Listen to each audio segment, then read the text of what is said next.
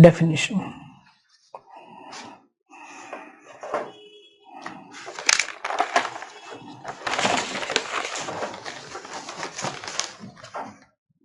Can we start our topic of the day? So as usual, our headings will be definition, epidemiology, etiology, clinical features, rather diagnostic criteria,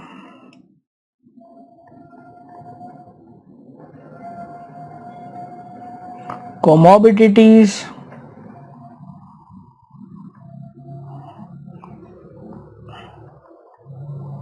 specifiers.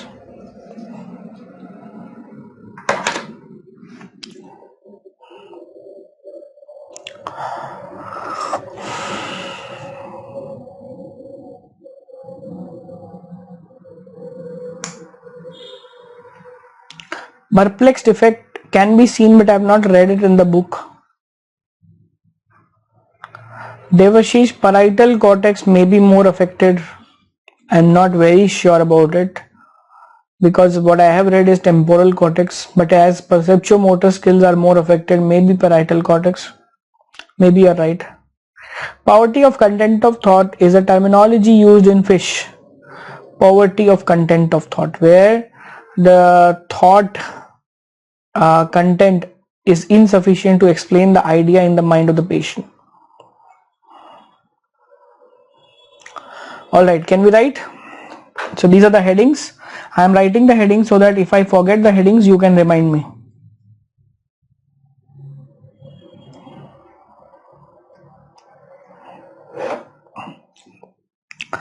In definition, first you will write it is a neurodevelopmental disorder.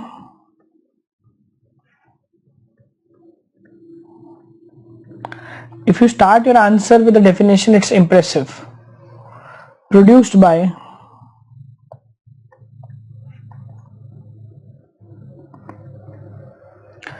interactions of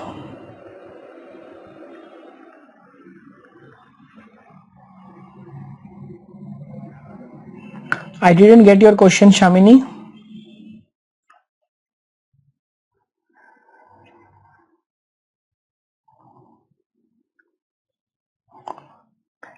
Heritable and environmental factors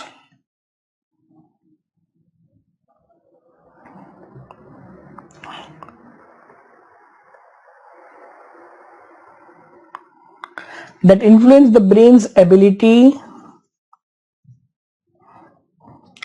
to efficiently perceive or process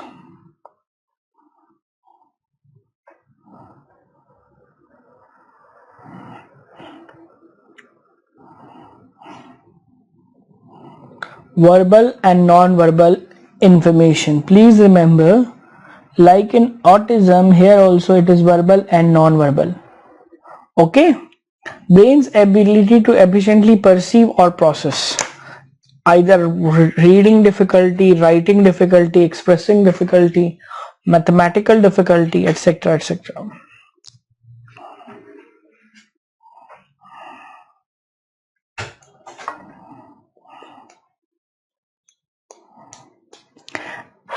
Okay, and I believe that this part up to the definition you can write in any neurodevelopmental disorder, because all the neurodevelopmental disorder are nature plus nurture, heritable plus environmental.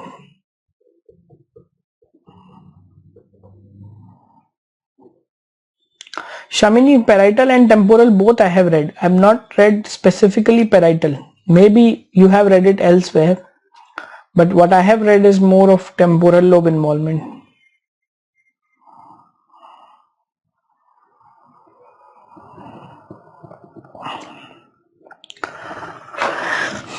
As far as nomenclature is concerned, in DSM-4, this was known as a learning disorder,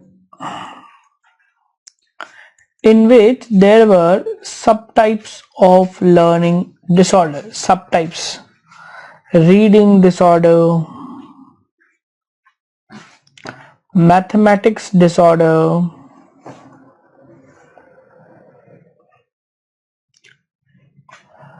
disorder of written expression, and as almost always in the last category of DSM-4, NOS, learning disorder not otherwise specified. But you have already noticed that DSM-5 is more of dimensional concept, not categorical concept. So rather than subtypes, it is giving specifiers. Subtypes are replaced by specifier. In DSM-5, the terminology used is SLD. So all these disorders are clubbed into one, that is SLD, specific learning disability, with 3 specifiers added. Specific learning disability with impairments in reading, specific learning disability with impairment in mathematics, specific learning disability with impairment in written expression. Can you equate these terms with the old words used? Anyone? Which of these 3 is dyslexia? Come on.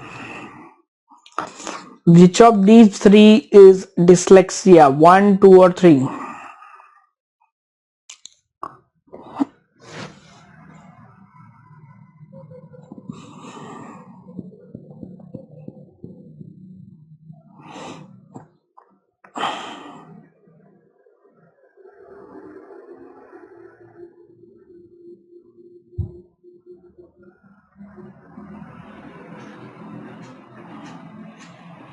Which of these 3 is dyslexia? Come on, I'm waiting for your answer. 1, correct. Which of these 3 is a dysgraphia?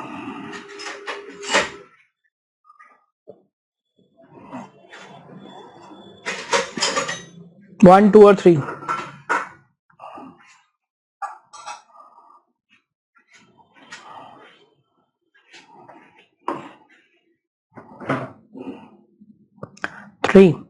Which of these 3 is dyscalculia?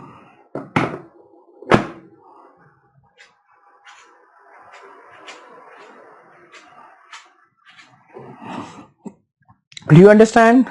So you will not say now SLD has subtypes. You will say SLD is one common diagnosis with 3 specifiers. Do you understand this? Because what I've seen is not only MD medicine or general practitioner or pediatricians, I've seen even psychiatrists saying SLD is dyslexia. If you say SLD is dyslexia, it's true or wrong? Actually, all dyslexia are SLD, but all SLD are not dyslexia.